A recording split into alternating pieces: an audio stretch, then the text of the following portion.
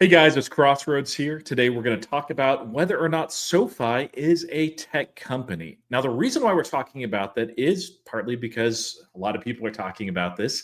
Tech companies tend to get a higher multiple on the market. So I think that's some of the focus. But really, I think that the core of the argument is going down to what, in essence, is SoFi?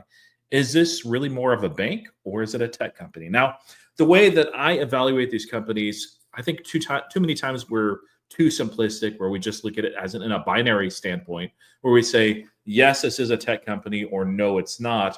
And really we should view it as a sliding scale. So I've developed 10 criteria, thought about this for a long time, and finally put it into a publication on X as far as how I evaluate a company, whether they're a tech company or not. So let's take a look specifically around SoFi, but this can apply to other companies as well. So we see here, this is the easiest one. SoFi, their full name is SoFi Technologies Incorporated. There we go. End of the video. It's a tech company. It's right there, guys. And of course, I'm being facetious. That is not the first criteria at all. Whether or not they name themselves a tech company or they have a tech platform, that does not mean that they are a tech company. But one thing that I seriously do look at is R&D intensity. Now, you need to realize too, with these 10 criteria, if a company is missing some of these, it doesn't mean they're not a tech company or that they are a tech company if they have a few of these. But we're looking at these in aggregate as a whole. Now, you might weight some of these as more important than others. That's perfectly fine. But we'll take these one at a time. So R&D, specifically, a tech company should really be focused on R&D. They should be looking at maybe spending at least 10% of their revenue on R&D. And also doing things like research labs, publishing white papers, technical papers, showcasing projects at certain conventions, or even having some of those conventions of their own. Always talking about the products that they have in development in that pipeline. And of course, in the earnings calls and announcements, really a lot of the focus and attention should be on what they're building, not necessarily who they're partnering with or who is buying it, although that's also important. And so for SoFi, I'm going to say yes, but it's a yes kind of. Now, the reason why I say that, operating expenses we can see here, and of course, this is not looking in essence just from revenue standpoint, but we can see R&D in red is a substantial bit of operating expense. Now, just because a company is spending a lot on R&D doesn't mean that they're actually a quality company or even really a technology company for that matter. You can waste a whole lot of money and still not build much of anything. And yet, SoFi is really, they're focused on R&D. They're looking at developing. We're going to talk about speed in just a moment, but that is a big part of their focus. And they are talking all the time about new things that they're building and launching. They talk a lot about their tech platform, although the way they talked about it has changed over recent years. So I'm going to say yes, although it's not a strong yes on R&D intensity for SoFi. So that's one feature of a tech company. Now, the second feature that I look at is at the staff and leadership mix level. And so there's a couple of pieces to this. One is on the C-suite, you preferably would want to see somebody that has engineering competency somewhere in their background. Now, this might be somebody like an Elon Musk who doesn't have an engineering degree. He doesn't have any sort of engineering licensure, but he can know and think about and talk about engineering on a very high level. It's not just superficial at all. And so he understands the technology. Now, that doesn't have to be the CEO. So Anthony Noto, I don't think has much in terms of engineering chops beyond just you and I as watchers and investors of SoFi. I could be wrong, but that's not his main attribute or his main focus. Now, are there others that are on staff that have that? Well, let's take a look. So at the top, of course, Anthony Noto.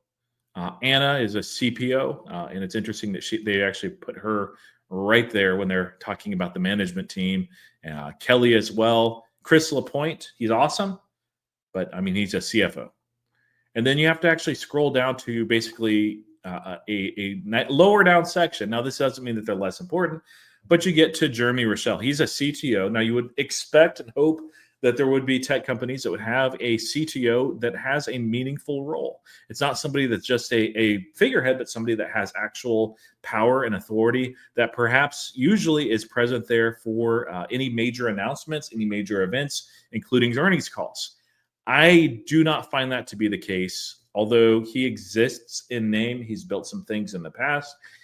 I just don't see this with SoFi. Now, if you look at their job hirings, I won't pull those up, but you can pull those up on SoFi site or also on LinkedIn. You can see a lot of engineering focus is where they're at right now, especially as it relates to crypto products. So this could be changing over time, but as it is right now, it looks like as far as the staff that they have, the hirings that they have been doing in the past until very recently, and their CTO, I would say they don't make this mark at all. That they are not. So, in light of the staff breakdown, in light of past hirings, and in light of who they have as a CTO, I think that they're not really hitting that mark. Now, you can look at people in their company like Derek White and Miguel Santos and just say, hey, these are incredible people that are very focused on that. Yes, that's true. But do they have real power in the company? I don't see it. I wish they did, but I don't see it, at least at this point. Now, a third criteria that you typically would look for in a software focused company to see if what they're a tech company or not is how they treat data, specifically the data that they have or that they have from their customers as well. Are they treating it as a strategic asset, or are they just saying, hey, that's nice and moving on? PayPal, for instance, PayPal, I think, has changed and shifted, but for many, many years, PayPal was sitting on a mountain and a treasure trove of data, but it was doing about as much good as all that treasure that Smaug, the dragon in The Hobbit, had, just sitting underneath him, doing absolutely nothing, just rusting and passing away and getting dusty with time. So, does the company actually treat their data as a strategic asset and leverage that for further gain? For SoFi, I would say the answer is actually going to be yes, simply because we can see that the way that a lot of their business has been improved on is very much inferred from data. Specifically, I'm talking about the loan vintages itself. Let me just pull these up here so you can take a look. Here's the personal loan credit performance. And you can see that they lend very effectively, very well, that their vintages are performing very well and will very likely beat the expected losses on these personal loans. Now, you might say, well, that just means that they're a good lender. That's true, but how are they a good lender? It's because of the data, and they know how to leverage it. They know how to use it also, not just for themselves for personal loans, but they've also launched the loan platform business as well, which there is a very strong appetite on. Even at the same time as you see some of their peers like Lending Club really not have as strong of a quarter one as what SoFi did. And as a result, I would say, yes, SoFi absolutely is treating their data as a strategic asset, and they know how to actually use that within the ecosystem, at least in this area. And so I'm going to say yes. So 2 out of 3 marks so far that we've looked at do qualify for SoFi. Now, fourth is the developer and partner ecosystem. Now, it's really important for companies, although it does depend what kind of company that they are, that they're able to effectively leverage partners in the ecosystem as far as developers to get them very excited about what their product is. And so usually you're going to see this through a lot of different types of ventures, like having hackathons, developer days, giving serious attention and resources to the developer community as well, helping to know how to integrate APIs and that sort of thing. And Galileo does this. Well, let's take a look. So you can see this for Galileo here. They do have a decently robust environment for developers and for integrating APIs and for a lot of different information on how to go about doing this sort of thing. What I've not seen, though, is really much attention to developers beyond this, an occasional announcement. So no hackathons, no hack weeks, no developer days, not really seeing a lot of focus on SDK or anything like that. Open source contributions are kind of minimal. And I don't really see Galileo, other than just a few exceptions. Derek White was interviewing at a conference, I believe, for MasterCard here recently.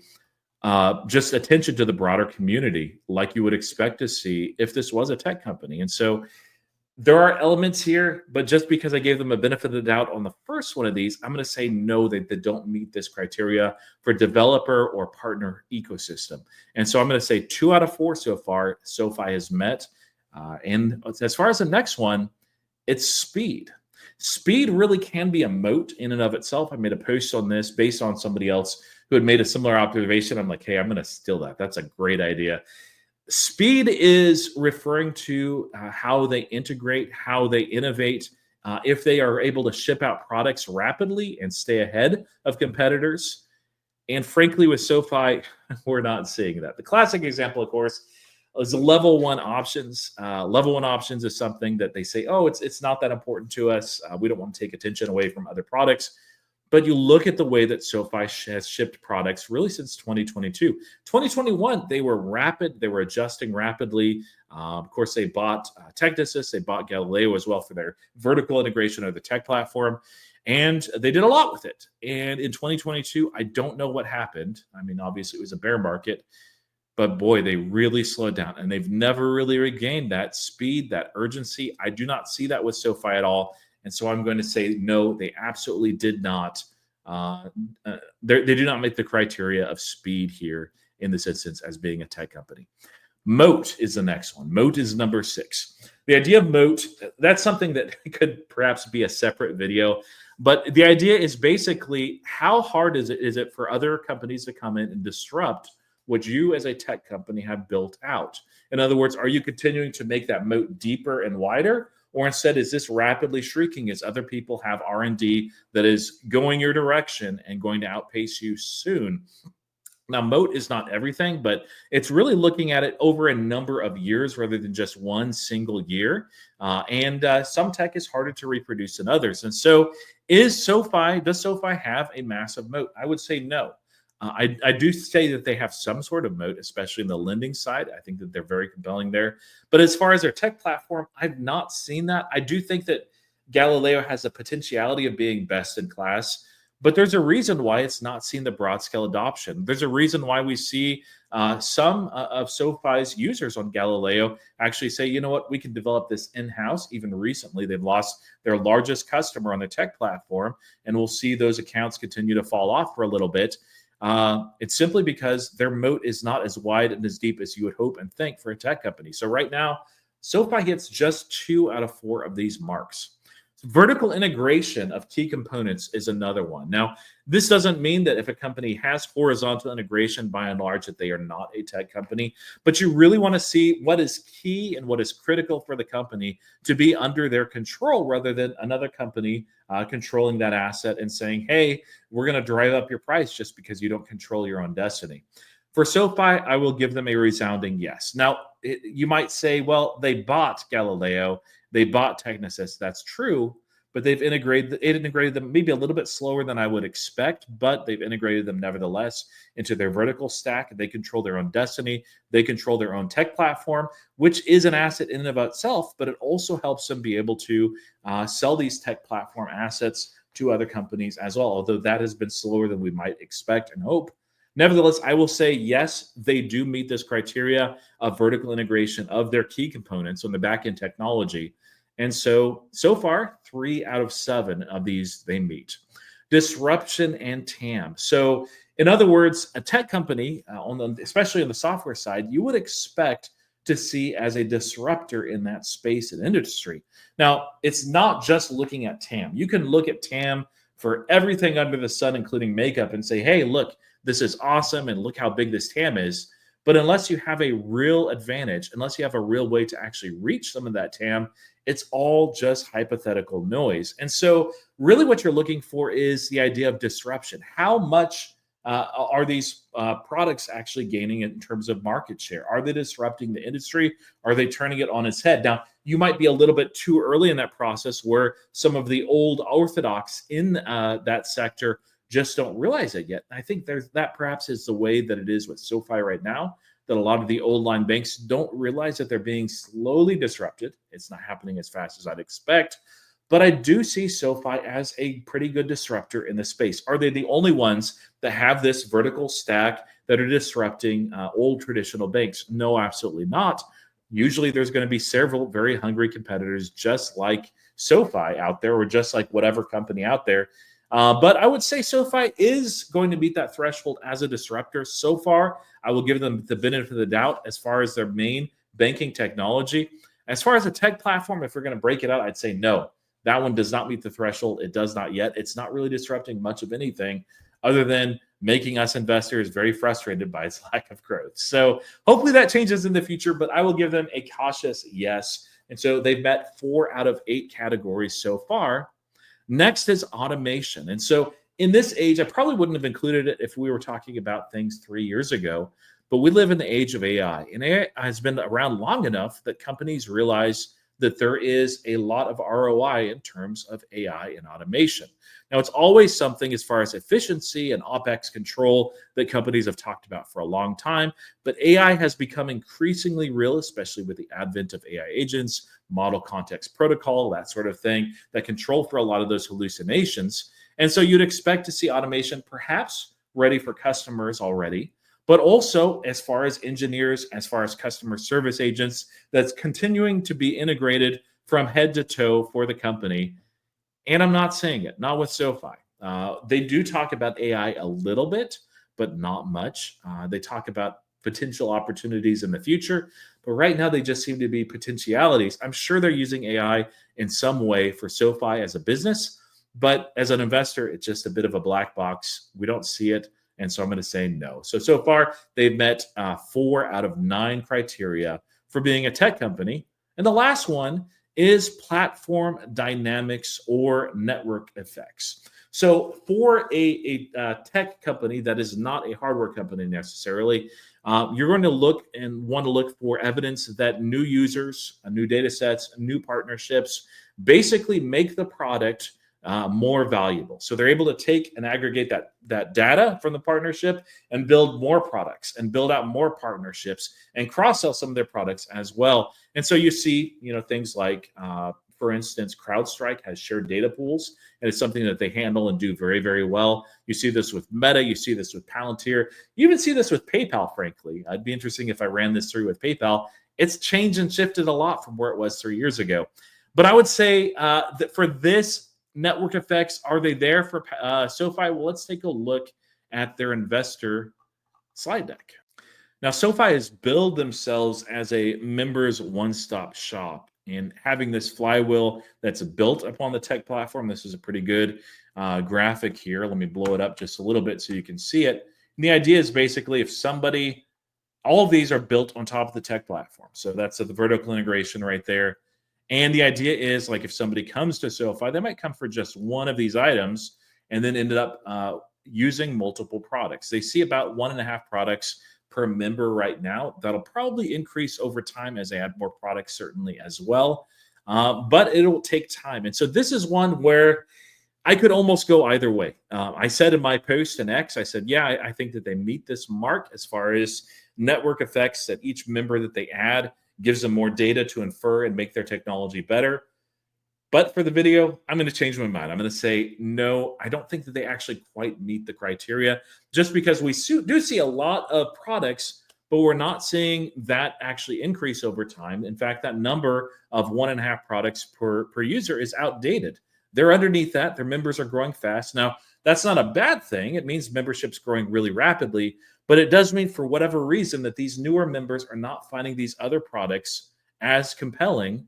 And we're not necessarily seeing ways that those new members are leveraged as far as their data and as far as outside of the lending context, which we've already talked about. I've awarded them a point on. So I would say no, SoFi probably doesn't quite meet this. Although, again, with each of these points, you can make an argument for most of them that, yeah, SoFi might meet it here or they might not. But I would say that they meet 4 or 5 out of these. Does that make them a tech company or not? Again, I don't see that as a binary question, but instead more in aggregate, I'd say maybe, they're like mid-range, that there are tech elements, that they're not a pure tech company. And so perhaps if you were going to price that into the stock, which I would not do, I just prefer to have more upside coming later, then you might argue and say, yeah, they deserve a little bit of a premium. And these are areas, too, that can change over time. Now, I wouldn't want to just see this in a single quarter, but we talked about, they're hiring as far as this massive number of engineers, and perhaps their current CEO really gets a fire and leads this new team in a direction that's very innovative and helps deepen that moat, in which case, hey, maybe that'll change in the future. Hopefully so, but for now, I would say, are they a tech company? Somewhat, but not as much as I would like them to be, despite their name and despite them having a tech platform. Anyway, let me know what you think in the comments. Are there criteria in here you think that I was wrong on about SoFi? Are there other criteria you think I should be looking at when trying to evaluate a tech company?